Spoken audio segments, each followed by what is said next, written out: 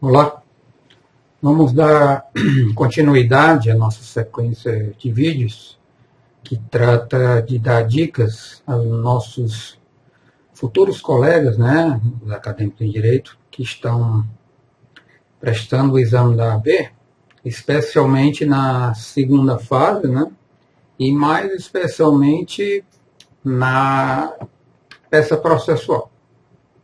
Bom, antes de dar seguimento a esse nosso diálogo, essa nossa troca de ideias, eu queria dar dois recadinhos rápidos, né? E depois a gente dá continuação. Primeiro é que quem quiser, né, achar que deva receber comunicados nossos, dos nossos frequentes vídeos que estamos postando, queira assinar aqui o nosso canal no YouTube, né, aqui embaixo ou aqui em cima, né?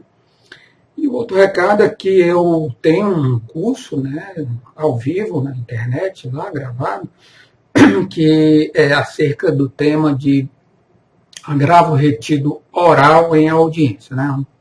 Uma coisa um pouco complexa, né? Mas eu tento lá auxiliar os colegas com esse curso, né? Então, um curso que vale a pena, tá bom? Bom, vamos dar lá seguimento. Como eu estava falando, o vídeo é voltado a tentar auxiliar os nossos colegas, futuros colegas, né, que vão prestar o exame da OAB ou que estejam prestando exame da OAB na segunda fase.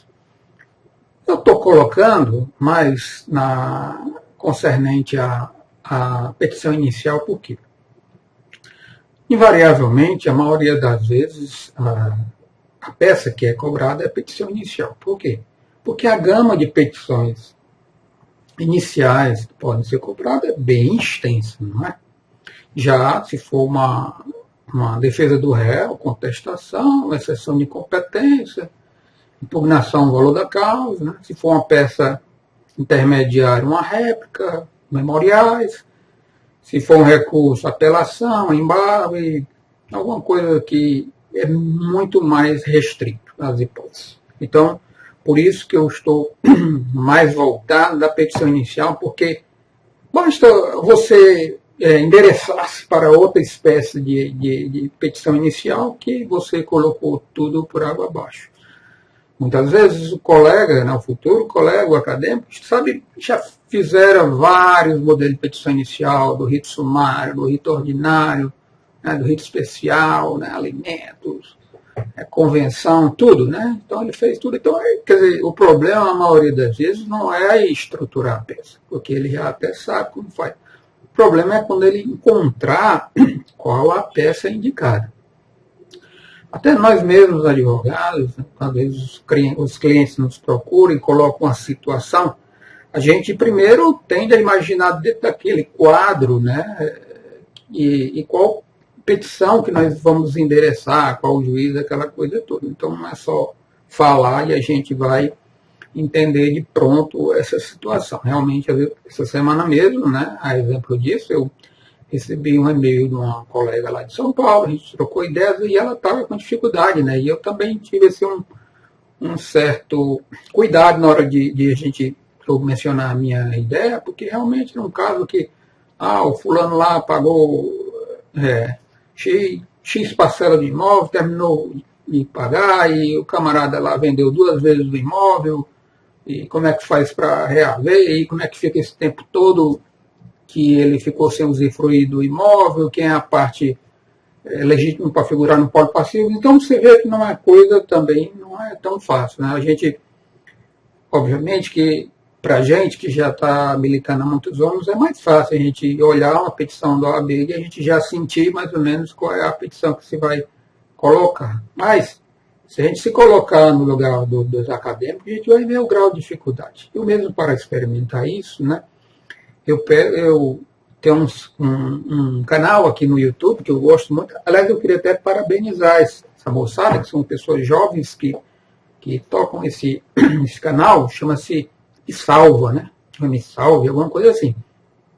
Que são soluções de provas de matemática, física e biologia de alta complexidade, né? Então ele narrou lá uma prova do Enem, nossa, eu disse, como é que esse cara vai conseguir resolver isso aí, né? Então eu fiquei assim, baratinado, né? Mas ele foi lá, com calma, então, similar, né? Então acho que a dificuldade que os nossos colegas estão, futuros colegas estão sentindo, realmente faz sentido, né? Mas então, é esse o propósito dessas minhas dicas aqui no vídeo, é justamente tentar amenizar essas hipóteses que você vai sentir dificuldade para encontrar qual é a peça inicial. Tá bom? Bom, eu já gravei um vídeo anterior onde eu dei umas dicas de como encontrar qual é a peça inicial. Peça até que vocês olham aqui nessa playlist, né, do nosso canal do YouTube, que existe mais uma, e até uma da redação mesmo na petição inicial, né, mais voltado para a redação forense. Então, essa de agora, eu peguei ele e escrevi, né, à mão mesmo, digamos assim, uma fórmula, né, meio que absurda, mas assim, dá para você imaginar assim, com mais facilidade, acredito eu, né, qual é a peça que você vai propor naquela, se for a petição inicial, tá certo? Então vamos lá, vamos ver aqui como é que seria a coisa. Muito bem, aqui, essa parte superior aqui, tá vendo? Esse tracinho para cima, essa daqui é que vai ser a parte interessante para você memorizá-la, não no sentido de vai estar com a resposta certa, mas isso aqui vai funcionar como o quê?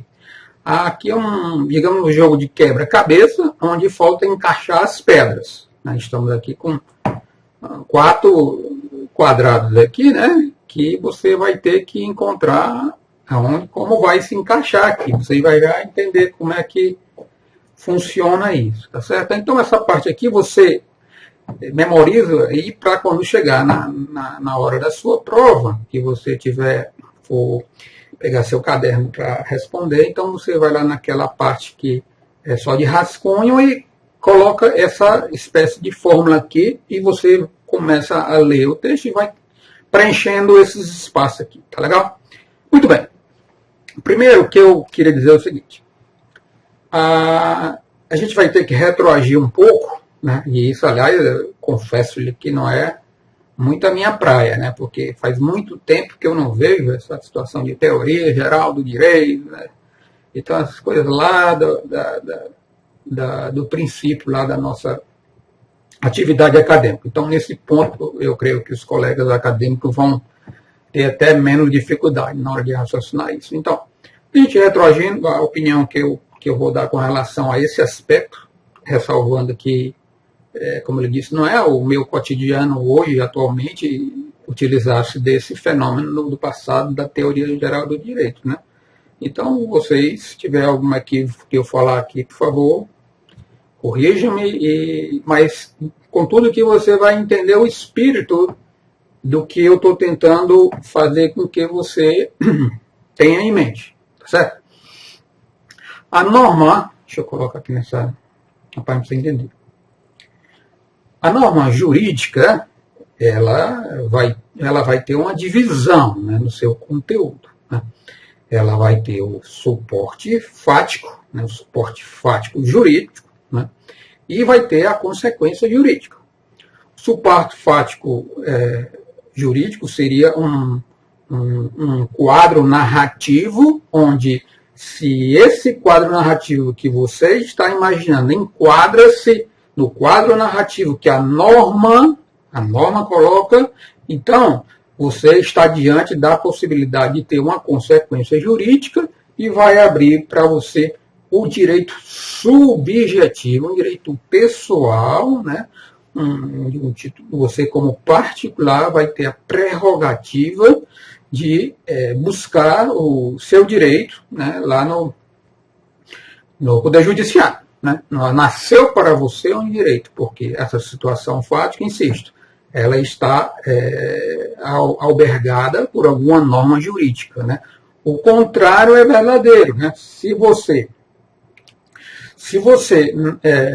coloca em juízo uma situação fática que não conduz à mesma condução fática que tem na norma, o magistrado vai ou julgar improcedente ou até mesmo, às vezes, indeferir a petição inicial ou inépcia da inicial. Não é? Então, não sei se deu para ter uma ideia inicial que a norma jurídica vai ter um suporte fático e a sua consequência. Da mesma forma, até na área penal, né? Lá você vê aquela parte da parte geral, lá no artigo 17, por exemplo. Né? Tem lá que os crimes impossíveis. Né? Então, o quadro fático que você está narrando, né? que o Ministério Público está narrando, ou então uma queixa-crime particular, não enquadra-se na norma jurídica. Por exemplo, se determinada pessoa narra que foi ameaçada porque o fulano estava com um revólver aqui apenas aqui embaixo, sem mostrá-lo, sem ameaçar, apenas colocando aqui alguma coisa, uma bala. Então, essa situação, se for para o crime de ameaça que ele estiver narrando, não vai ser um crime impossível. Por quê? Porque ele está meramente nos atos, acredito eu que seja isso, né? Nos atos preparatórios. E os atos preparatórios, eles não são puníveis pelo direito penal, não é verdade? Então, não encaixa. Então, o suporte fático, né, não encontra consonância com o suporte fático, né, o tipo penal que está descrito, né, lá na regra. Então, aí você, na hora até entra com habeas corpus, a tipicidade de conduta, né? Então, na resposta do acusado, ele diz lá que pede julgamento antecipado e coisa e tal, né? Então, essa é uma situação que você deve atentar-se, tá certo? Muito bem. Como é que isso vai funcionar, então, aí para vocês que vão fazer o exame da OAB? Então, aqui agora vamos voltar para cá. Se nós temos aqui a norma jurídica, né, e ela tem um suporte fático. Então, se a sua quadro fático encaixa nessa situação, há de existir uma consequência jurídica. Então, a norma aqui, né, vai incidir uma norma nessa situação aqui, né, porque aqui do quadro fático, né, esse quadro fático vai trazer uma norma, né, que vai incidir na hipótese, tá certo? Em que você vai ter o direito, vai ser o sujeito de um direito, né, subjetivo para intentar alguma ação judicial. Da mesma forma, vai nascer como disse, para o titular aqui, ó, vai nascer um direito e vai também ter um sujeito que vai ser que vai ter o dever jurídico de arcar com essa demanda judicial. Tudo bem? Então, aqui você vai ter que encaixar as pedras, como eu disse, né? Deixa eu apagar aqui, dentro do seu devido local, tá certo? Vamos fazer aqui, eu trouxe um exemplo, eu situei aqui um caso hipotético, né? Aqui, então, ó, João é legítimo proprietário e possuidor de um lote de terra na cidade tal. Pedro, vizinho de imóvel contíguo de João, disse que poderia entrar nas terras desse quantas vezes necessário e, por isso, construiu um canil dentro daquela propriedade. Muito bem, esse é um quadro fático que, por exemplo, estaria exposto lá na sua prova da OAB, tá certo? Então, aí você traria para cá, nesse exemplo que eu estou colocando, certo? Bom, qual é o suporte fático? Né? Alguém detém injustamente o uso, gozo ou dispor de propriedade alheia. Nesse artigo 228, tá certo? Ele diz, se você entender essa regra dele, está aqui, ó, o proprietário, artigo 1228, o proprietário tem a faculdade de usar, gozar e dispor da coisa, e o direito de reavê-la do poder de quem quer que injustamente a possua ou detenha. Muito bem. qual o fato jurídico, o suporte jurídico dessa norma, onde que vai incidir. Né? No caso, ele está querendo dizer a norma, ó, quem detiver, né, injustamente o uso, gozo ou dispor de propriedade alheia, né, injustamente, é justamente aqui o que a gente, de forma injusta, né? Então, qual é a consequência jurídica que a norma traz aqui? Ó? Reavê-la. Então, a consequência jurídica é o proprietário poderá reavê-la, certo? Então, nessa situação, você terá de encontrar qual a regra processual que vai atender a sua pretensão de reaver um imóvel, né, de quem injustamente o possua, tá certo? Nesse caso aqui, o Pedro, né? Então, o Pedro foi lá nas terras. Então, preenchendo esse quadro aqui superior, como é que ficava isso aqui, né? Nessa situação dele aí. Muito bem, deixa eu apagar aqui. Olha, o suporte fático seria esse, né? Quem detém justamente o uso, gozo, dispor de propriedade alheia e coisa e tal. Muito bem. Aí a consequência jurídica, o proprietário poderá reaver. Muito bem. Então, qual é a norma que incidiria, né, nesse quadro fático que você encontrou aqui? Né? Então, você encontraria o 1228. Então, você colocaria lá na prova, no seu rascunho, a norma do 1228. Bom, nasceu para quem um direito subjetivo com essa situação que foi nasceu para João, não é verdade? Foi ele que tivera, como na qualidade de legítimo proprietário do imóvel, tivera como invadido pelo Pedro. Então, nasceu para João, certo? E quem é o sujeito do dever jurídico, que seria, no caso, aí, ia figurar no polo passivo da ação, né? Seria Pedro, certo? Pedro, aqui, tá certo?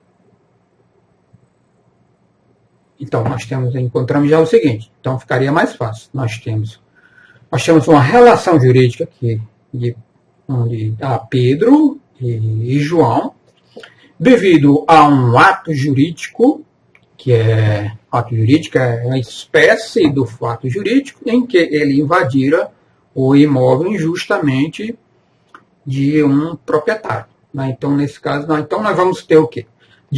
Nós preenchemos todas essas situações. Então, fica melhor de você visualizar. Olha, eu vou querer uma ação que incida o artigo 1228, onde eu possa utilizar-me dessa ação e ir ao Poder Judiciário e fazer valer o direito do João.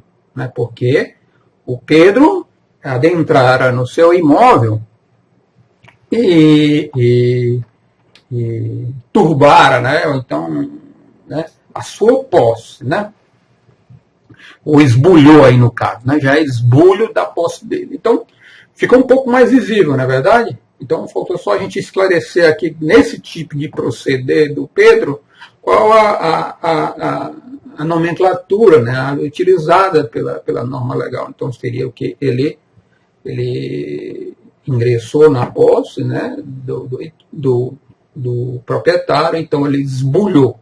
Qual seria, então, a demanda?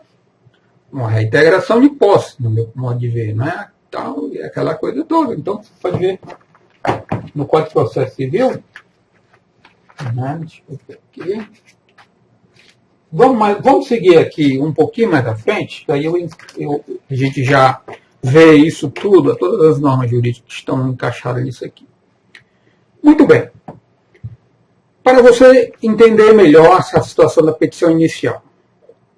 No Código Civil anterior, revogado de 1916, existia uma regra que ela não foi, no Código atual, ela não viera com a nova disposição, que era o artigo 75 do antigo Código Civil, que dizia assim: a todo direito corresponde uma ação que o assegura. Tá certo? Só que esse não existe mais. Né? Não existe regra idêntica no Código Civil de 2002. Contudo, se você analisar o artigo 3º do Código de Processo Civil, ele vai dizer assim: Aqui. Deixa eu botar aqui. Para propor ou contestar ação é necessário interesse e legitimidade. Muito bem. O que ele está querendo quando ele diz assim, para propor ou contestar ação? O recado que o legislador aqui deu é o seguinte, ação aqui está no sentido mais amplo, no sentido de que, olha, quem tiver algum direito, né, que lhe fora usurpado, né, por alguém, né, tem a prerrogativa de procurar o judiciário, né, e por meio de uma ação obter desse poder judiciário, né, a sua tutela jurisdicional, tá certo? Então e tanto para contestar também, né? Se alguém vem, você vai dizer assim, não, você não tem esse direito, né? Então você pode N demandas diferentes, né? Reconversão, ação de embargo terceiro, ação de integração de posse, então existe uma gama de petições. E também o mesmo digo com relação à forma de defesa. Muito bem. Aí ele chega, é necessário, ou seja, é uma obrigação, prossegue a regra, né? Interesse e legitimidade. O que ele fala interesse? Interesse é no sentido de que quando você for aparelhar sua petição, que o magistrado analisar, ele vai examinar se a sua pretensão ela tem adequação a alguma norma substantiva, a uma norma material que você está colocando-a como sendo de sua pretensão. Se, por acaso, você pede algo que não vai lhe trazer interesse algum, não vai ter nenhum benefício, não há como o Poder Judiciário nem sequer auxiliá-lo, né? Ou seja, conceder-lhe a tutela jurisdicional. Por exemplo, nesse caso aqui, o Pedro, antes de ele ingressar com a ação, Pedro vai lá e notifica o João e diz assim, olha, foi um equívoco, hein? Eu percebi que ingressei aí no teu imóvel e coisa e tal, mas já saí, né? Então, desculpe-me, né, pelo o equívoco que eu cometi. Muito bem.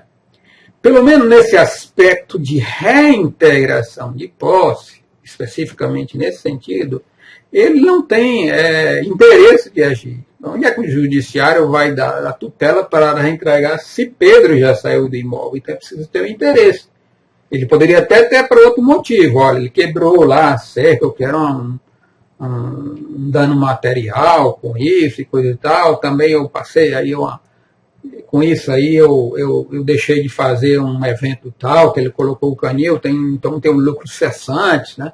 Então, dano moral, isso me causou muito aborrecimento além da conta, além dos padrões normais, né, e coisa e tal. Então, isso aí você vai demonstrar o interesse. E isso vai lhe atingir aonde? Lá no artigo 295, lá do CPC, ele vai dizer a questão da inépcia inicial.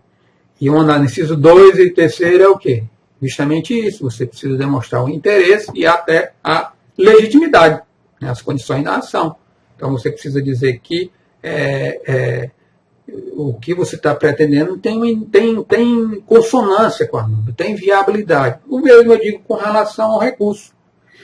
Se você vai interpor um determinado recurso, sei lá, um agravo, né, em que você está dizendo que há um perigo de demora e coisa e tal, e você vai e ingressa com agravo retido, né, então, quer dizer, ou seja, o agravo retido pressupõe que ele vai ser só analisado no final da querela, se você renovar o pedido lá na apelação para um preliminar para o tribunal analisar, não é isso? Então, quando o tribunal vai analisar uma situação dessa, olha, falta até interesse de recorrer, porque, nesse caso, o agravo instrumento ele teria que provar o perigo imora, daquela urgência do quadro que ele narrou aqui no recurso. Falta interesse, não há utilidade, né? Aí entra a coisa equivalente. Não há utilidade para a gente do tribunal conceder uma tutela nesse sentido, porque não faz sentido, falta de interesse, não há nenhum eficácia nesse sentido, né? E a outra, que está aí na norma, é a legitimidade. Então, no caso, o Pedro tem que se mostrar a parte legítima, algum documento que prova que ele é possuidor, proprietário do imóvel e coisa e tal, para poder pleitear em juízo. Então, diante disso, a gente encontra qual é a norma adequada. Agora, deixa eu fazer aqui uma ressalva. Aqui embaixo, no artigo 282, que são as regras gerais, né, os requisitos gerais da petição inicial, que aqui é necessário. Requisito no sentido de pressuposto, requisito no sentido de condição, necessidade. Então, essa é a regra no sentido mais amplo. Não é? E lá no artigo 282, CPC, lá no inciso 3, ele fala assim, que você deverá indicar o fato e os fundamentos jurídicos. Muito bem. Aí onde eu quero dizer, justamente onde vai haver uma consonância, um comprometimento entre a regra processual e a regra de direito material, tá certo? Quando a regra processual fala que você deve indicar na petição inicial o fato, embora tenha o fato no singular, pode ser os fatos, pode ser mais de um fundamento jurídico, ou pode ser um fundamento jurídico, isso aí já é tranquilo na doutrina e na jurisprudência com relação a isso. Não é porque ele colocou o fato lá na regra processual que será um fato, não é isso. Então, é dizer que você pode colocar mais um fato. Agora, o que é relevante, não só agora para o exame da OAB, mas para o futuro da sua carreira, é quando você for narrar um quadro fático na petição inicial, o que vai interessar, e aí está a justificativa, o que vai interessar para o magistrado são os fatos jurídicos, que é os fatos jurídicos onde dá o suporte jurídico da norma, você compreende? Para justamente uma coisa. O que eu estou querendo dizer com fato jurídico? Fato jurídico são os fatos chamados também, você vai encontrar a seguinte nomenclatura, fatos essenciais, né, ou fatos principais. Esses fatos, eles vão ter alguma relevância, eles vão ter um peso para, na solução da demanda, o magistrado possa apoiar-se nesse fato e dar o veredito, julgar. Então, são fatos que têm alguma proveito para o desiderato da causa, tá certo? É dizer o contrário. Não é conveniente você colocar numa petição inicial fatos acessórios, né? Que seria o quê? Os fatos, obviamente, o inverso, que não tem necessidade, que não faz sentido para o efeitos para o julgamento da querela. Por exemplo, nesse caso aí, do João e do Pedro, nesse que eu narrei aí, ele, sei lá, dizer assim, inclusive ele falou para terceiro que gostou de ter entrado no imóvel. Não faz sentido, né? Você colocar essa situação, porque ela não vai representar, no meu ponto de vista, nada para o julgamento da querela. Por isso, agora você passou a perceber quando a norma diz assim, no inciso 3, você vai ter que indicar o fato e o fundamento jurídico, na realidade o fato jurídico também. Por quê? Porque o magistrado vai querer encaixar justamente se esse fato jurídico que você está narrando, existe algum fato, né, um suporte fático em alguma norma, um fato jurídico que vai justamente conduzir-lhe a julgar o processo. Então, se você conta um quadro fático que não se espelha com o fato jurídico que está na norma, a norma não vai se dividir em duas etapas, o suporte fático e a consequência jurídica, não é isso que a gente falou? Então, se você narra um quadro fático que não se encaixa com o que está na nota, ou ele vai julgar improcedente os seus pedidos, ou vai até indeferir o inépcia da inicial, pedindo até, pode ser até que ele peça para você emendar em alguma forma, para esclarecer melhor e coisa e tal. Daí o sentido de a gente tem que colocar os fatos e o fundamento jurídico. Fundamento jurídico é justamente essa que eu acabei de colocar. Você diria nesse caso, bom, eu, como proprietário, tenho o direito regido por norma substantiva de, em face de alguma invasão né, seja na minha posse, na minha propriedade, de eu reavê-la, né, ou obstar que alguém ingresse nessa propriedade. Né? Então, você está dizendo o seu fundamento. O que eu estou querendo dizer com isso é o quê? Isso lá para o seu dia a dia de advogado.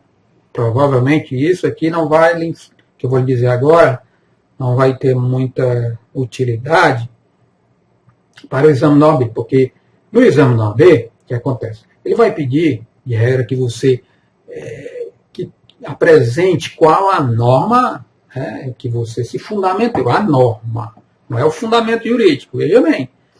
A norma processual, ela pede o quê? O fato e o fundamento jurídico. Fundamento jurídico não é o fundamento legal. O fundamento legal, assim, o fundamento legal é o artigo 1228, mas a norma não quer o fundamento legal. A norma quer o fundamento jurídico. Quer dizer, para o magistrado, desejo até aquelas expressões, né? Muito utilizadas, inclusive, no meio processual. Né? O juiz conhece o direito. Não é isso? Ele assim também. Dá-me os fatos que eu artiei o direito. Então, compreende? Então, se você deu os fatos e o magistrado, como conhece o direito, ele vai procurar uma regra que vai encaixar-se naquela circunstância fática para aplicar o direito. Ok? Então, ele conhece o direito. Ele vai. Então, bastava você, numa petição nessa, dizer assim, olha, fulano invadiu, tal, e o meu fundamento, a minha chamada causa de pedir, né? A minha causa de pedir seria porque eu, como proprietário, tenho o direito de reaver de quem eu quiser. Né? É isso, não precisa dizer do artigo do juiz, conhece. A causa de pedir, no caso aqui, a causa de pedir próxima, você vai também ver isso na doutrina, a causa de pedir próxima é justamente os fatos jurídicos. Né? E a causa de pedir remota seria, então, os seus fundamentos jurídicos, né, os seus pedidos lá e coisa e tal. Tudo bem? Então, por que eu digo que na OAB isso não vai dizer? Repito, porque você vai ter que indicar qual é a regra que você fundamentou-se para dizer que é aquela norma. Tá bom? Então, vamos fazer agora, vamos pegar aqui essa prova que eu até comentei anteriormente, eu botei ela aqui novamente, vamos ver se a gente conseguiria encaixá-la dentro dessa digamos aí, a nossa fórmula, né? Se iria ou não, iria ajudar-lhe, né? Para você encontrar qual seria a peça processual, né? No caso a petição inicial indicada. Tudo bem? Vamos ver aqui essa prova. Aqui, ó. Então nós estamos com ela aqui. José Afonso Engenheiro, solteiro, adquiriu de Lúcia Maria, enfermeira, solteira, coisa e tal, residente na Avenida dos Bandeirantes, número tal, São Paulo, pelo valor de R$100 mil, uma casa para sua moradia. Ok. Situada na cidade de Mucurici, Espírito Santo, na Rua Central, 123, bairro Funcionário. O instrumento particular de compromisso de compra e venda, sem cláusula de arrependimento, foi assinado pelas partes em 2 de maio de 2011. Ok. O valor ajustado foi quitado por meio de depósito bancário em uma única porção.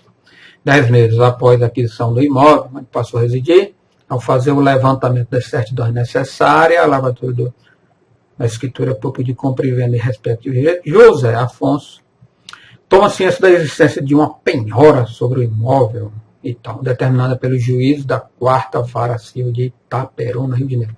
Nos autos da execução de título extrajudicial número tal, ajuizada por Carlos Batista, contador, solteiro e tal, residente e tal, em face de Maria Lúcia, visando receber valor representado por cheque emitido e vencido 4 meses após a venda do imóvel. A determinação de penhora do imóvel ocorreu em razão de expresso requerimento formulado na inicial da execução por Carlos Batista, tendo o credor desprezado a existência de outros imóveis livres e desimpedidos, titularidade de Lúcia Maria, cidadã de pessoa de posses na cidade onde reside. Muito bem. Aí, no final, a banca diz assim, elabore a peça processual prevista pela legislação processual apta a afastar a Constituição Judicial invasiva sobre o imóvel adquirido por José Afonso. Ok. Muito bem. Então, com esse conteúdo que lhe foi colocado, certamente vai ter aquele que teve o direito ofendido, vai existir aqui o ofensor, vai existir aqui nesse meio os fatos jurídicos, vai existir também os efeitos, né, as consequências desses fatos jurídicos, tá certo? E com isso você vai fechar qual será a demanda a ser ajuizada, tá certo? Vamos lá, então agora vamos raciocinar juntos, tudo bem? Vamos lá. Olha, então você iria levar você iria colocar na sua parte de rascunho essa, insisto, né, digamos, fórmula, né? Vamos lá, para você conseguir então. Muito bem. Você com essa fórmula e com aquele quadro que foi exposto pelo exame na ordem, na troça, você vai começar a fechar. Muito bem. Com aquele suporte fático, né, qual é o suporte fático que nós vamos encontrar aqui e que vai ter uma consequência jurídica?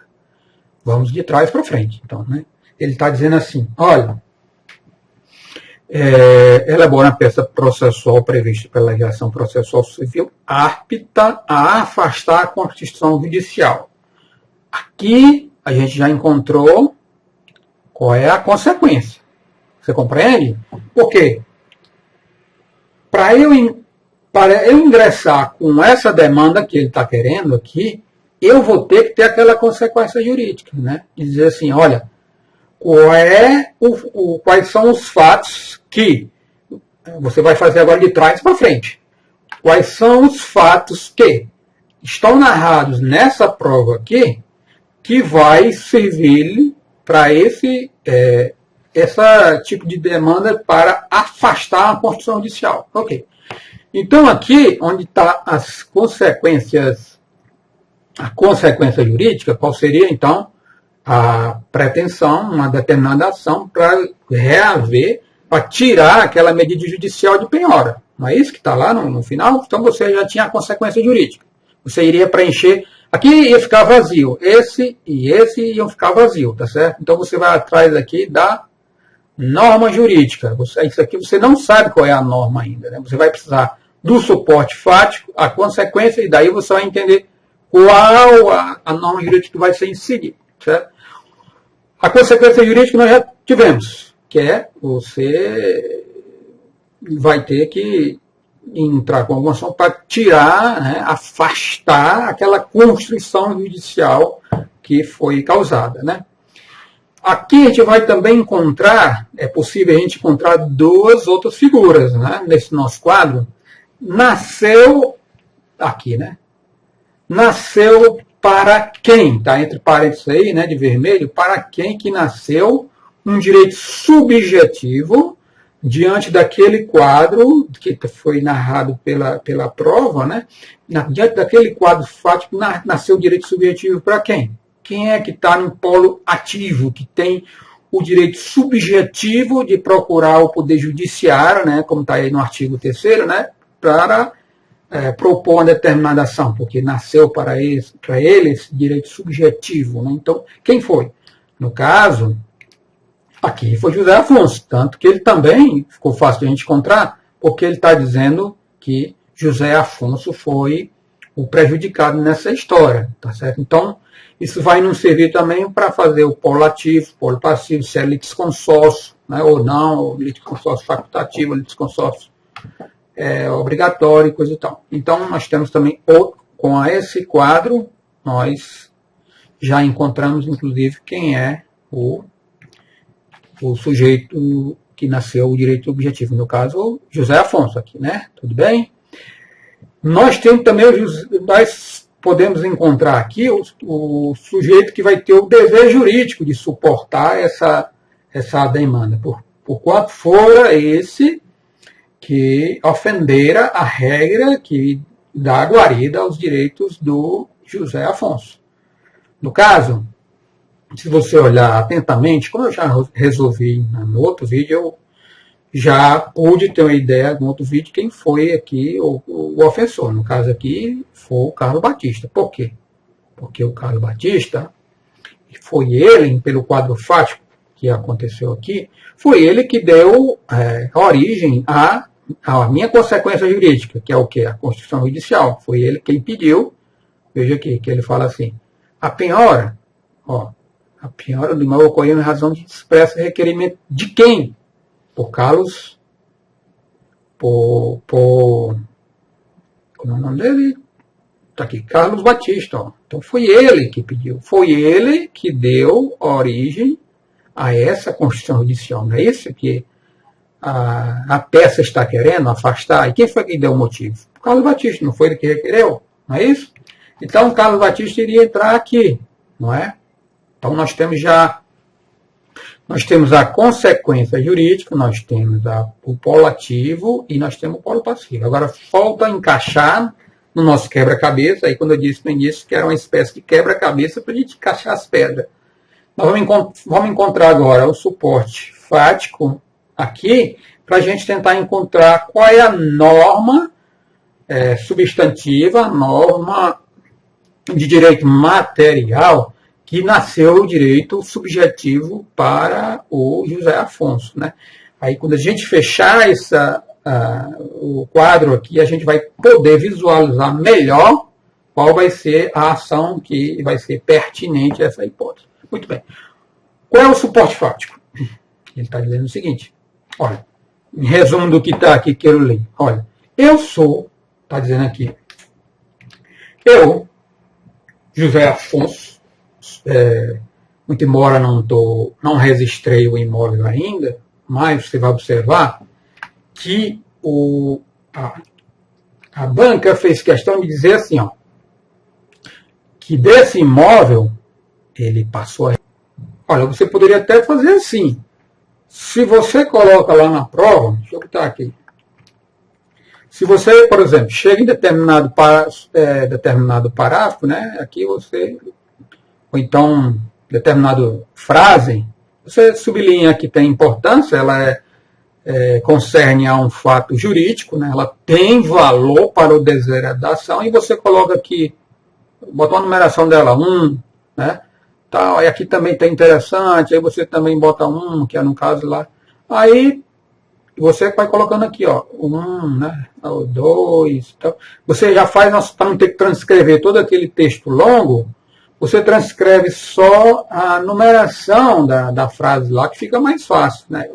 Aquela frase tal faz parte lá do suporte fático, que aqui, no caso, seria o 1 e aqui o 2. Aí você, naquelas frases, você sublinha e bota aqui é 1, aqui é 2. Né? Aí é 3, aqui seria 3, aqui 4, aqui 5. Aí você ia numerando aqui embaixo, né? Aqui você poderia colocar aqui. Aqui é 1, aqui é a Constituição Judicial é o 5, entendeu? Então fica mais fácil de você transferir para lá, tá certo? Então nós encontramos já o suporte fático. A consequência jurídica também nós já encontramos, que é justamente essa que a questão da prova exigiu, alguma providência que uma consequência jurídica é o quê? Que foi violado o direito de alguém porque houver uma penhora, né, indevida, então a consequência jurídica é ter de afastar obrigatoriamente essa ilegal penhora, né, que fora feita em um determinado processo. Bom, então faltou a gente preencher aqui na nossa fórmula qual seria a incidência da norma. Bom, por coincidência, é essa mesmo aqui, né? 1228. O proprietário tem a faculdade de usar, gozar e dispor da coisa, certo? E o direito de reavê-la, não é? Por poder de quem quer que injustamente a possua ou detenha. Você pode até dizer assim, bom, Roberto, mas foi isso até a questão da prova. Mas ele não é o proprietário. Ainda a propriedade imóvel transfere-se mediante o registro imobiliário. Você já ouviu isso no Código Civil e coisa e tal. Porém, isso foi alvo de muitas disputas judiciais no passado, né? Mas a matéria já restou superada, né? Porque há uma súmula do STJ, a súmula 84, onde o mero possuidor, né, que tenha um título de promessa de compra e venda, e como essa, né, ele tem o direito de reaver isso, né, de um terceiro que justamente invada o seu direito. Né? Então é isso, eu não estou com a súmula aqui, mas a ideia é essa. Então, mesmo que ele ainda não tenha havido a transferência da propriedade por meio da registro imobiliário, mas já é pertinente ele utilizar-se dessa regra do artigo 1228 e reaver de quem injustamente o tenha. Tá bom? Essa aí, então, pronto. Fechamos nossa fórmula. Encontramos aqui a regra, aqui seria o 1228, não é isso? Encontramos o fulano aquidota, o fulano do sujeito passivo, e encontramos o suporte fático, que nós narramos, encontramos a consequência jurídica, tá certo? E agora, ficou mais fácil de a gente enxergar qual seria a peça processual adequada, né? Ficou um pouco mais fácil. Eu sei que não é assim, essas coisas fáceis, insisto, é como eu falei no início. Porém, eu acredito que fica um pouco mais viável de você encontrar qual é a peça processual. Aqui, né, pelo que você já deveria ter elaborado várias provas, né, algumas praticado lá no seu cursinho, ou então na sua faculdade, né, eu creio que você, nas alturas dessa, já sabe até qual é a demanda, né, mas no caso, seria o quê?